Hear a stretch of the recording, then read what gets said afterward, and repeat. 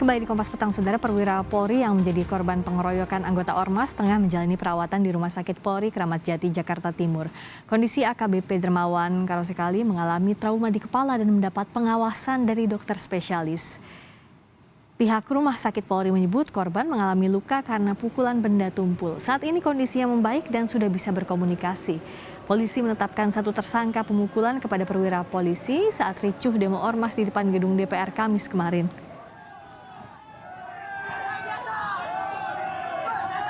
Dokter spesialis, ada dokter bedah, kemudian ada dokter bedah saraf untuk merawat beliau.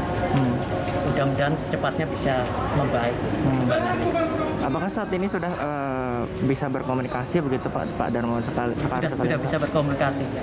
Luka benda tumpul artinya Pak? Iya, di daerah kepala ya. Di kepala. Iya. Pak, ada yang memerlukan tindakan operasi atau bagaimana Pak? Kemarin sudah dilakukan tindakan untuk perbaikan luka di daerah kepala. Ya. Untuk mengetahui informasi terkini, sudah ada Kasubdit Gakum AKBP Argo Wiono. Selamat sore, Pak Argo. Selamat sore, Mbak. Pak Argo, saya mau tanya dulu kalau update kondisi AKBP Dermawan saat ini seperti apa? Apakah ada informasi?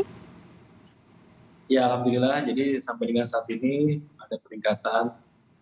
Memang di beberapa bagian badan beliau masih terasa nyeri ya, karena akibat pukulan-pukulan benda tumpul di sekujur tubuh. Ya, jadi kita juga mohon doanya mudah-mudahan setiap hari selalu ada progres yang positif.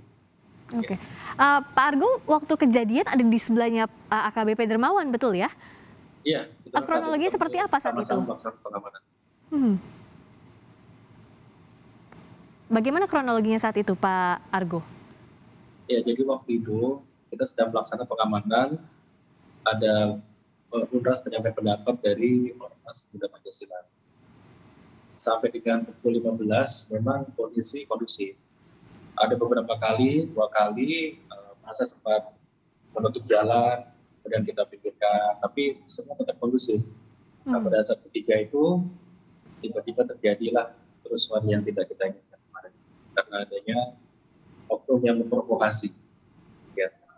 Oke, oknum yang memprovokasi itu apa Bapak melihat sendiri mereka membawa senjata tajam begitu untuk sengaja menyerang AKBP Dermawan atau seperti apa Pak?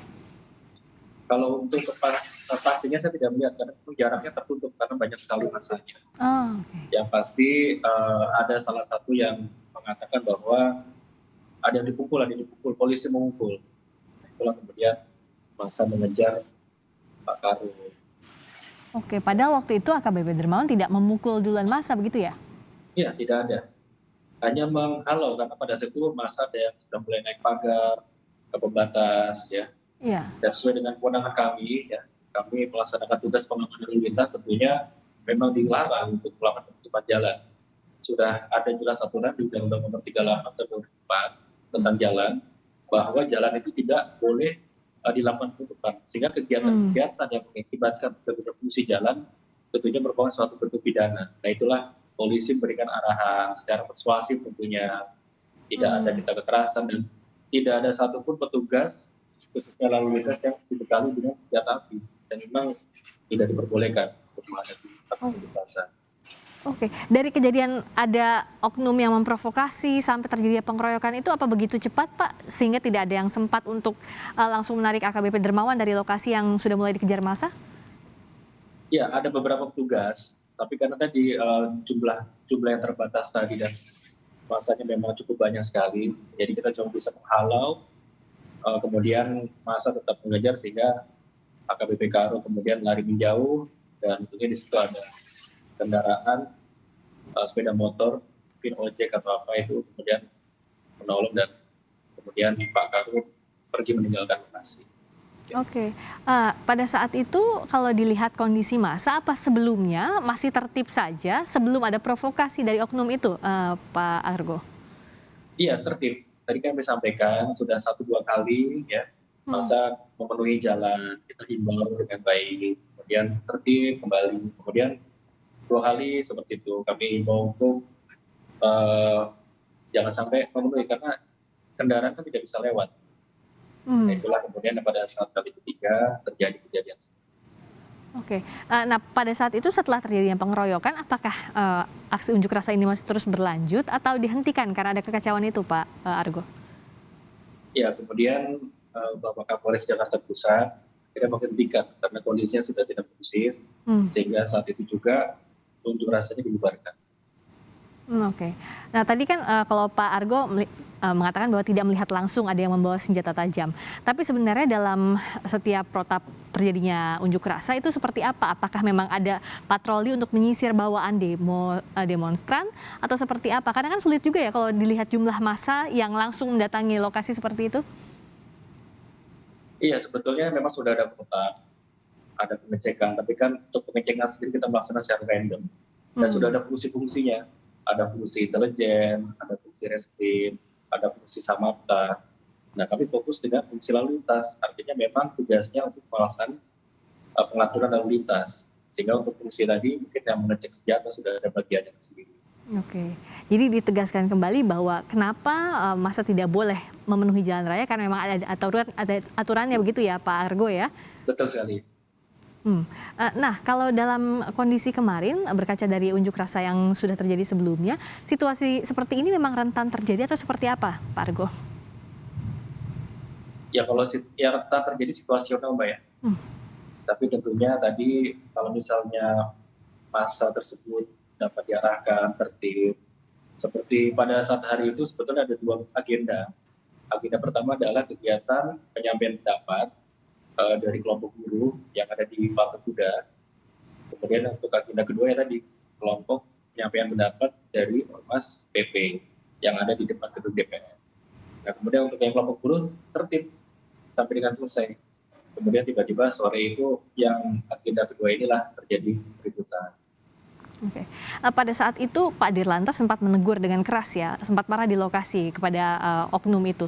Sebenarnya seperti apa situasinya sampai Pak Dirlantas akhirnya mengambil tindakan tegas seperti itu? Bagaimana kejadiannya sebelum itu? Iya, jadi pada saat kejadian, karena memang tidak tahu kondisi yang dialami oleh Pak Karo, kita juga melihat mungkin tidak apa-apa. Tapi setelah kami melakukan konsolidasi dan melihat langsung, ternyata beliau berdarah-darah, kemudian sudut tubuhnya penuh luka. Disitulah spontanitas Bapak Direktur selaku pimpinan mungkin melihat anggotanya tidak berpenganian seperti dan rumah. Jadi sebetulnya spontan karena sebagai pimpinan ya bertanggung jawab atas keselamatan anggotanya. Oke. Dan mereka memang sudah ada di sana karena ada pemberitahuan sebelumnya. Karena itu diadakan protap untuk pengamanan seperti itu ya di sejumlah titik, Pak Argo. Betul, ya. Memang tugas rutin kami untuk melakukan pengamanan seperti itu. Nah, sebenarnya dari kejadian ini apa? Tentu pasti selalu ada evaluasi setiap ada pengamanan, unjuk rasa dan sebagainya. Kalau setelah ada kejadian ini apa yang jadi bahan evaluasi agar tentu semuanya aman termasuk pihak kepolisian yang berjaga di lokasi, Pak? Ya, kalau polisi sendiri sebetulnya sudah punya standar operasional prosedur. Kita melaksanakan apel di pagi hari jam 7, apa-apa saja yang boleh atau tidak, apa yang harus kita laksanakan, siapa berbuat apa, pengawasnya siapa, tentunya semua sudah melalui mekanisme. Tapi kadang-kadang situasional yang seperti ini kembali ke kelompok yang melakukan penyampaian pendapat tadi. Jadi sebetulnya yang dievaluasi adalah kelompok yang akan melakukan penyampaian pendapat. Kalau polisi tentunya bertindak semua sudah sesuai dengan prosedur, sesuai dengan SOP. Nah kalau untuk evaluasi sendiri mungkin pada saat terjadi hal yang seperti ini, mungkin jumlahnya harus lebih ditambah. Ya. Jadi memang kalau jumlah personil otomatis tidak mungkin mengimbangi jumlah pengunjuk rasa, tapi sudah sesuai dengan perkiraan begitu ya Pak Argo? Betul sekali. Ya. Nah, kalau pada saat setelah kejadian kan masa dibubarkan. Pada saat pembubarannya itu apakah ada kendala juga Pak Argo pasca kemarin sempat ricuh itu? Oh tidak ada. Jadi begitu diberikan pengertian oleh Kapolres Jakarta Pusat yang memang sebagai penanggung jawab kegiatan untuk kelompok massa tersebut mengerti dan langsung membubarkan diri seketika itu. Jadi tidak ada yang komplain atau merasa keberatan. Itu memang merasa masalah terjadinya aksi itu. Oke, nah, terakhir imbauannya kalau dari Pak Argo seperti apa agar tentu masyarakat bisa menyampaikan pendapat tapi jangan juga sampai ada anarkistis di lapangan. Ya. hak menyampaikan pendapat tentunya sudah diatur dalam undang-undang. Tapi tentunya hak tersebut juga memiliki kewajiban untuk mentaati peraturan. Nah, tentunya kewajiban inilah harus dijaga sehingga hak tersebut dapat berjalan dengan baik, petugas juga dapat melaksanakan kegiatannya dengan baik. Kita sama-sama di situ bukan untuk berperang dengan para kelompok menyampaikan pendapat, kelompok unras, tapi lebih untuk menjaga keamanan. Karena itu adalah jalan umum, yang artinya di situ juga ada pengguna jalan yang akan menggunakan jalan tersebut. Jadi tentunya harus saling menghargai dan sangat kita sesalkan dan kita sayangkan terjadi kejadian-kejadian seperti ini. Mudah-mudahan ke depan kegiatan menyampaikan pendapat dapat berjalan dengan lebih tertib lagi. Baik, terima kasih Pak Argo atas informasinya di Kompas Petang. AKBP Argo Wiono, Kasubdit Gakum, Ditlantas Polda Metro Jaya telah bergabung di Kompas Petang. Selamat sore.